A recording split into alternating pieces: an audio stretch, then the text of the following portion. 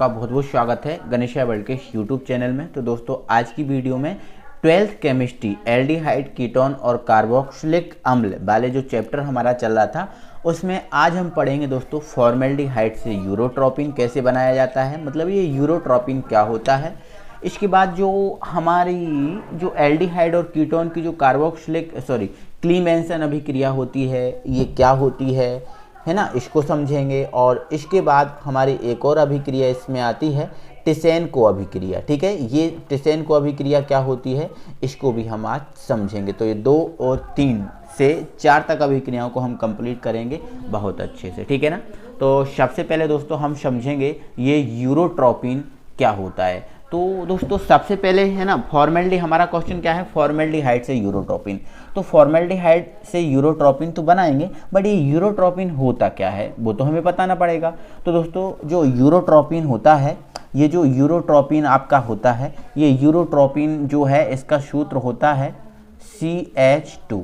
क्या होता है मेरे भाई, CH2 का होल 6 और ये जो आपका N4 होता है, CH2 का होल 6 N4 होता है, ये आपका यूरोट्रोपिन होता है। ठीक है ना मेरे भाई, क्या होता है ये यूरोट्रोपिन,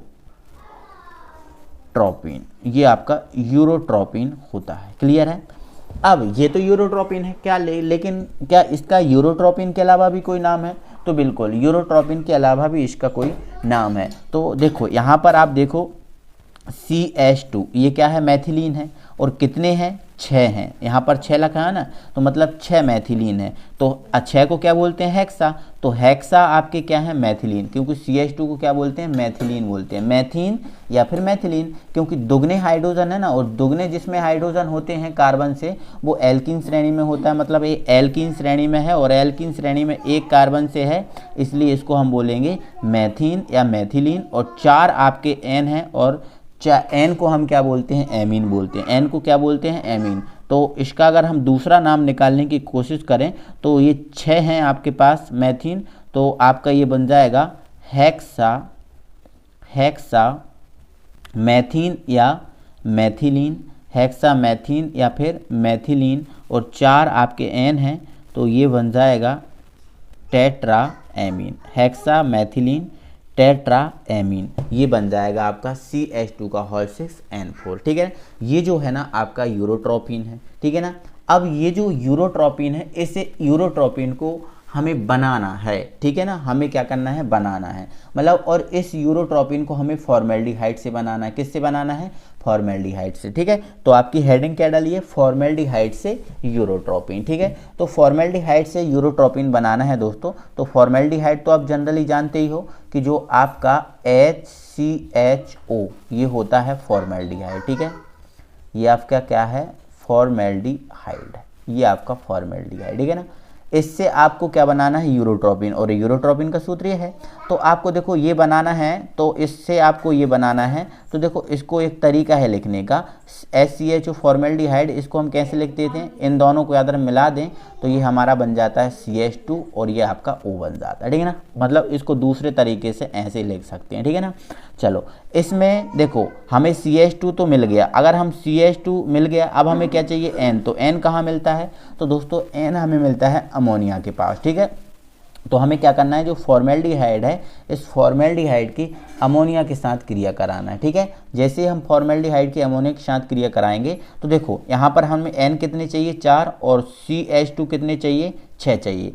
तो देखो एक HCH हो, उसके पास एक CH2 होता है, तो 6 चाहिए जे, तो हमें इसके कितने अणु लेना पड़ेंगे, 6, और N कितने चाहिए, 4, तो मतलब इसके हमें कितने अणु लेना पड़ेंगे, 4 लेने पड़ेंगे। ठीक है, तो इनकी दोनों की हम क्रिया कराएंगे। तो दोस्तों आप देखो यहाँ पर, अब जब इनकी क्रिया कराएंगे तो 6 अणु लिए, तो 6 हमारे पास कितने हैं, O हैं, 6 ही हमारे पास O है ना।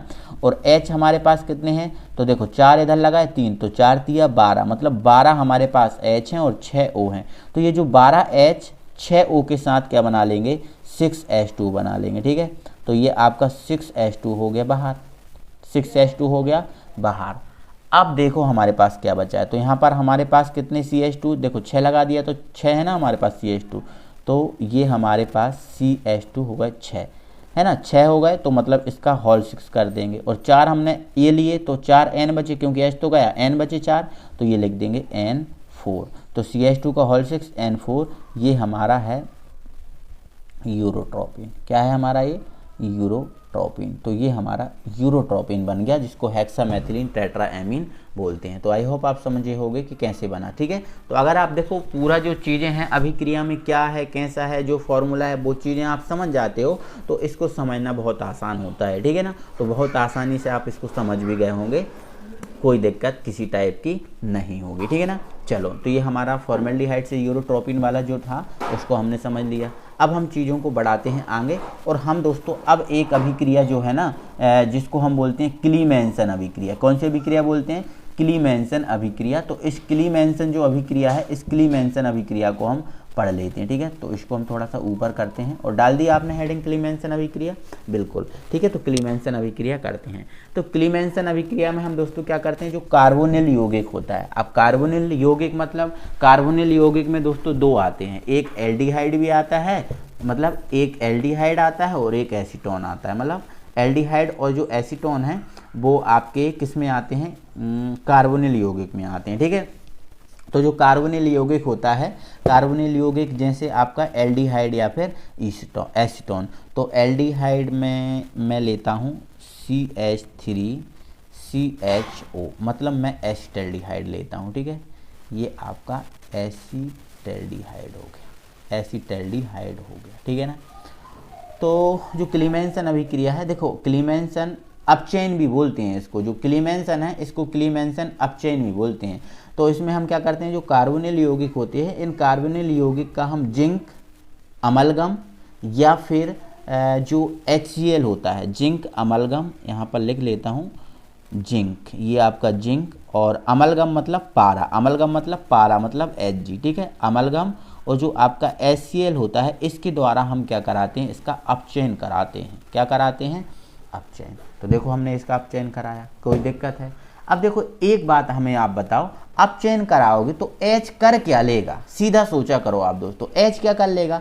तो H आपको पता है O को ही बाहर करता है, क्योंकि H और O मिलते हैं तो H2 बनता है। तो ये जो H है इसके साथ क्या बना लेगा, इसके साथ H O के साथ मिलेगा तो H2 बना लेगा। ठीक है, H O के साथ मिलेगा तो क्या बना लेगा? H2O बना लेगा। तो ये हमारा H2O बन गया। थोड़ा सा हम इसको इधर लिख दे रहे हैं। ठीक है, तो ये हमारा बन गया H2O, बन गया ना H2O। अब यहाँ पर देखो, अब यहाँ से देखो, जब O चला गया तो यहाँ पर इसकी संयोजकता कितनी कम हो गई?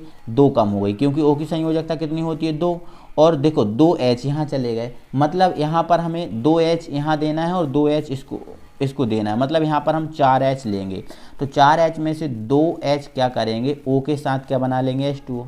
और 2H जो बचे हैं, 2H इस CH के साथ जुड़ जाएंगे, तो मतलब ये CH3 सिंगल बॉन्ड CH3। अब CH3 सिंगल बॉन्ड CH3 क्या होता है? C2H6 मतलब जिसे हम क्या बोलते हैं? एथेन बोलते हैं। तो ये हमारा एथेन बन जाता है। तो सिंपल बात है कि हमें इसमें क्या करना है, कार्बोनिल यौगिक मतलब एसिटल्डिहाइड या एसीटोन का जिंक अमलगम और HCl द्वारा क्या कराना है? अपचयन कराना है। और अपचयन कराते हैं, ठीक है, तो हमें क्या बन जाता है, हमें क्या प्राप्त हो जाता है कि अपचयन हो जाता है तो एल्केन हमें प्राप्त होता है। तो ये एल्केन में हमें क्या प्राप्त हुआ? एथेन। एथेन एल्केन वाला ये यौगिक तो है। एल्केन वो होता है जिसमें दुगने से 2 अधिक हाइड्रोजन है। तो देखो 2 कार्बन है और दुगने से 2 अधिक क्या है? हाइड्रोजन है। तो सिंपल बात है, सिंपल प्रोसेस है, कोई दिक्कत नहीं है। ठीक है, तो इसी टाइप से जो हमने एसिटल्डिहाइड की अभिक्रिया की, ऐसी हम किसकी कर लेंगे?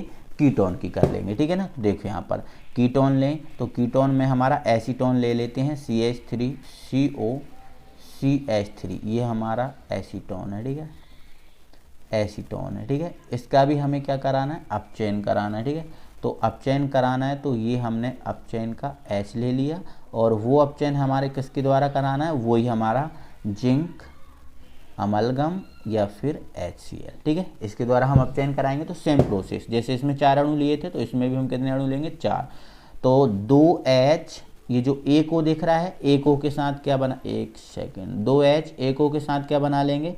H2O। तो ये हमारा बन गया H2O, बन गया ना। ठीक है, अब हमारे पास कितने H बचे? 2H।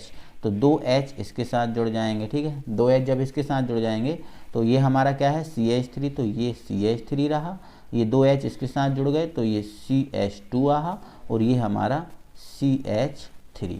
ठीक है, अब 3 कार्बन और 3 कार्बन से दोगुने से 2, 3 कार्बन के दोगुने से 2 अधिक हाइड्रोजन, मतलब 3 और 3 6 और 2 8, 8 हाइड्रोजन। तो ये हमारा बन गया है प्रोपेन। क्या बन गया है? प्रोपेन। तो प्रोपेन भी क्या है? एल्केन। तो समझ गए ना। तो ये एसिटाल्डिहाइड और एसीटोन दोनों की अभिक्रियाएं हमने आपको बता दी, समझा दी, ठीक है, कोई दिक्कत नहीं है। तो ये है हमारी क्लीमेंसन अभिक्रिया। तो क्लीमेंसन अभिक्रिया में हम क्या कराते हैं? अपचयन कराते हैं। आपको ध्यान रखना है, जब क्वेश्चन आएगा, क्वेश्चन ऐसे पूछा जाता है, क्वेश्चन घुमा के पूछते हैं। जब ये अभिक्रिया क्या होता में आएगी तो ये आपसे पूछा जाएगा क्या होता है जब एसिटाल्डिहाइड का जिंक अमलगम और HCl द्वारा अपचयन कराया जाता है, या फिर एसीटोन का जिंक अमलगम और HCl द्वारा अपचयन कराया जाता है। तो क्या आपको ये चीज़ें बना के बतानी है आपको, समझ गए? ठीक है। तो नेक्स्ट दो हमारी अभिक्रिया है दोस्तों, जिसका नाम है टिसेनको अभिक्रिया। दोस्तों ये अभिक्रियाओं के नाम अजीब हैं, ठीक है, अभिक्रियाओं के नाम थोड़े से आपको अजीब लग रहे होंगे, ठीक है, बट क्या कर सकते हैं, ठीक है, हैं ही वो अभिक्रियाएं कुछ इस टाइप की। तो ये टिसेनको अभिक्रिया। तो टिसेनको अभिक्रिया में हम क्या करेंगे? तो टिसेनको अभिक्रिया में दोस्तों हम क्या करते हैं, जो एसिटाल्डिहाइड होता है, एसिटाल्डिहाइड मतलब CH3CHO है ना, ये आपका एसिटाल्डिहाइड है, एसिटाल्डिहाइड, ठीक है, ये आपका एसिटाल्डिहाइड, ठीक है। तो इसमें क्या करते हैं, जो एसिटाल्डिहाइड होता है, इस एसिटाल्डिहाइड की हम क्या करते हैं, देखो एसिटाल्डिहाइड की हम क्या करते हैं, एल्यूमिनियम एथॉक्साइड। अब एथॉक्साइड क्या होता है तो थोड़ा सा हमको बता देते हैं, जो C2H5 सिंगल बॉन्ड O, ये होता है आपका एथॉक्साइड। क्या होता है? एथॉक्साइड। ये आपका एथॉक्साइड हो, वैसे भी जब हमने फॉर्मूले आपको बताए थे तो बताया था, ये एथॉक्साइड होता है। और एल्यूमिनियम क्या होता है, तो ये एल्यूमिनियम होता है Al। क्या होता है? Al। तो Al पर 3+ और इस पर 1-, ठीक है। जब इसका सूत्र बनाएंगे तो ये इधर चला जाएगा और ये इधर चला जाएगा, मतलब इनका जो सूत्र बनेगा वो बन जाएगा C2H5O का होल थ्राइस और ये Al, क्योंकि इस पर 1- होता है तो इसको क्रॉस मल्टीप्लाई करेंगे तो ये बन जाएगा। तो हम क्या करेंगे इसमें कि जो एसिटाल्डिहाइड होता है, इस एसिटाल्डिहाइड की एल्यूमिनियम एथॉक्साइड की उपस्थिति में अभिक्रिया कराते हैं। तो जैसे ही दोस्तों हम अभिक्रिया कराते हैं तो इसके हम 2 अणु लेते हैं। किसके? इसके। तो इसके हम 2 अणु लेंगे। तो ऐसा हम करते हैं, एक सेकेंड, हाँ, इसके हम 2 अणु लेंगे, तो इसके 2 अणु लेंगे तो ये CH3CHO, ये इसके हम 2 अणु लिए, ठीक है ना। अब थोड़ा सा समझना चीज़ों को, ठीक है। अब यहाँ पर देखो ये CH3 है और ये क्या है? CH3 है, बोलो है कि नहीं, ठीक है। तो ये तो हमारा CH3 रहा, कोई नहीं, ठीक है, कोई दिक्कत नहीं। अब यहाँ पर क्या करना, ठीक है, जो एक H आपका ये है, या फिर हाँ एक H आप क्या देना, इनको दे देना, इनको, ठीक है, इनको दे देना एक H।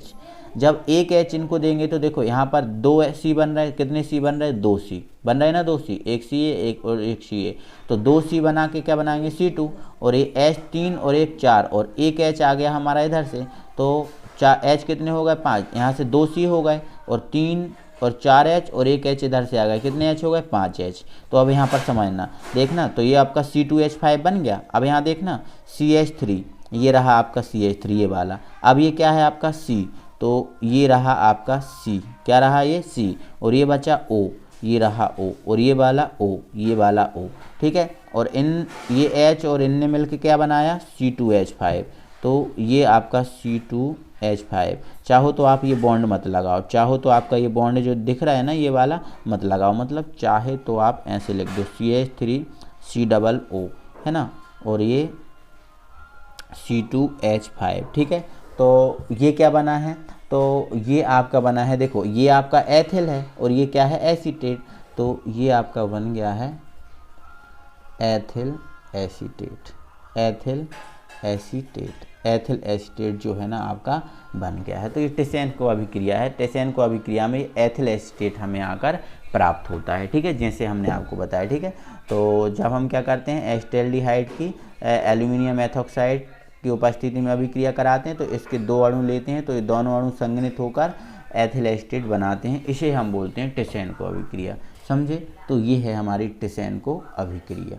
दोस्तों बस आज की वीडियो में इतना ही। और दोस्तों कल की जो हमारी वीडियो होगी, कल की वीडियो में हम एसीटोन बनाने की जो है ना प्रयोगशाला विधि को पढ़ने वाले हैं, ठीक है ना। तो कल हम एसीटोन बनाने की प्रयोगशाला विधि को पढ़ेंगे और आगे फिर हम इसको बढ़ाएंगे। तो ठीक है दोस्तों, तो आज के लिए बस इतना ही। अगली वीडियो में फिर आपसे मुलाकात होगी, तब तक के लिए थैंक यू वेरी मच।